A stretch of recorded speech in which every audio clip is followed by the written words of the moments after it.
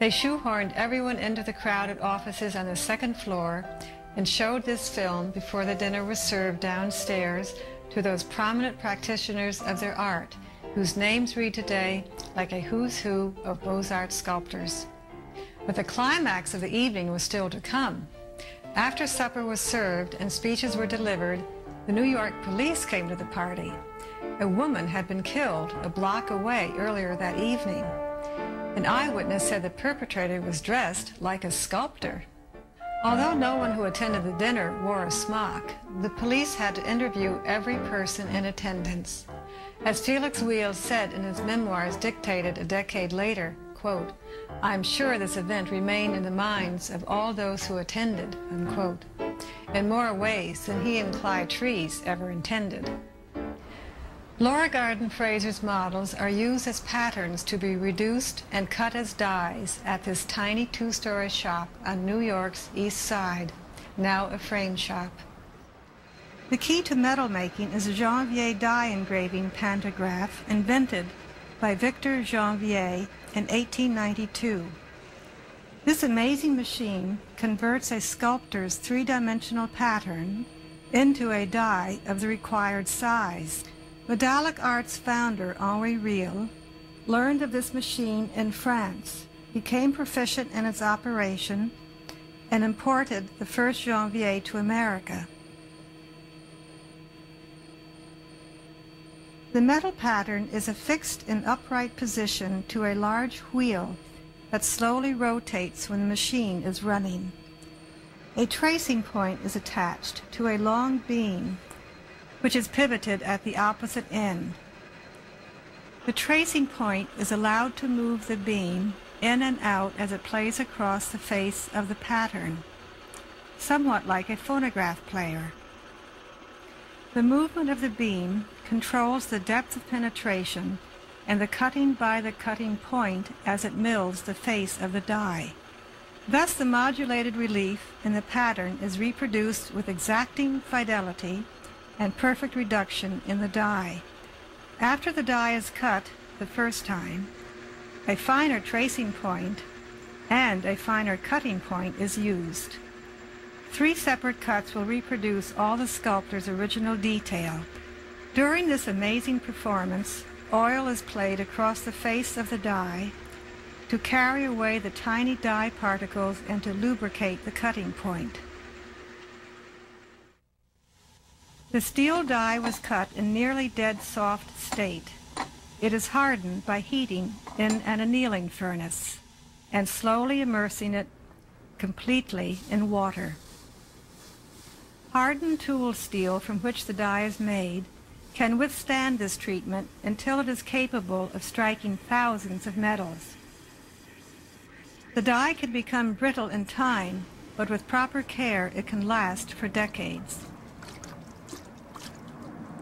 This 400-ton press cuts out the circular blanks like a giant cookie cutter. A punch pushes the bronze through the circular aperture, producing blanks which fall into a tote basket below that. They are cut out of bronze strip of correct gauge. These 4-inch diameter blanks are the size of the intended metal. They are then cleaned and annealed to soften them for striking. The decision was to strike this metal inside a collar, a restraining ring that forms the edge of the metal. Here the die is trimmed on a lathe to fit inside the collar. This mammoth 1,000-ton press is required to deliver a blow strong enough to strike a medallion of such large size. Even so, it will require many blows to bring up all the relief. Metal striking is a result of technology developed over the last 200 years. Closely related to the manufacture of coins, where presses typically strike with a single blow a coin of less than 2 inches, metal presses must be strong enough to strike a much larger metal. The obverse die is placed on the bed of the press. The collar is placed in position on top of that. The blank is placed inside the collar, flat against the lower die. The reverse die is placed on top to fit within the collar. The smaller blank on top of that is just a die shim to concentrate the blow. Rotating the dies between blows is done to spread the pressure equally. This procedure requires considerable time and attention of the press operator. Normally, both dies are locked in fixed position with the large bolts seen in the upper part of the press. Care must be taken by the press operator to see that the two dies are orientated correctly.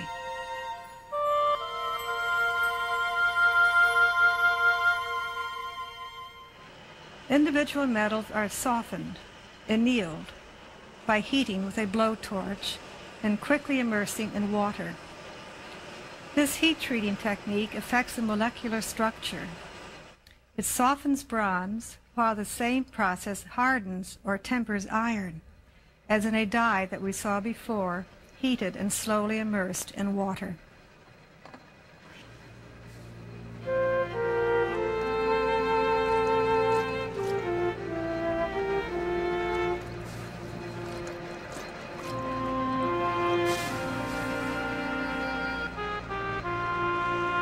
Stamping with enormous pressure from this press causes only a portion of the surface metal to be displaced with each blow. The surface metal becomes work-hardened and will not move irrespective of how many more blows are struck. Bronze metals need to be annealed repeatedly to be struck again and again. For a medallion this size, this process is repeated at least a dozen or more times. The first step of any finishing is sandblasting. Fine-grained granules of sand are blown out of this nozzle so fast it looks like liquid. Striking makes the metal surface hard and smooth. Sandblasting breaks up this smooth surface, pelting the surface with microscopic craters which act as cups to hold liquid for all further processing. Liquid chemicals are always used either for patination or highlighting. After sandblasting's first step, the metal is immersed in a chemical with high sulfur concentration, as ammonium sulfide, shown in the first bowl on the left. Time is critical here. In seconds, the metal darkens. In 10 seconds, it will be black. It is then rinsed in water to stop the sulfide's action. The chemical in the third bowl is a pumice solution. It is used to highlight the surface, to remove the dark coloration on the background and high points. This dark coloration remains in the crevices, and the two-toned look reinforces the relief character. Other patina processes could be used to give the metal other colors or finishes, permanently enhancing the surface. Lacquer is sprayed on both sides of the medallion, completing its creation. Daniel Chester French, shown here in his New York studio, was the first to receive this special Medal of Honor. His famous sculptures, including a seated Lincoln in Washington, D.C., brought him this honor. 4 presidents of the National Sculpture Society, past and present, assembled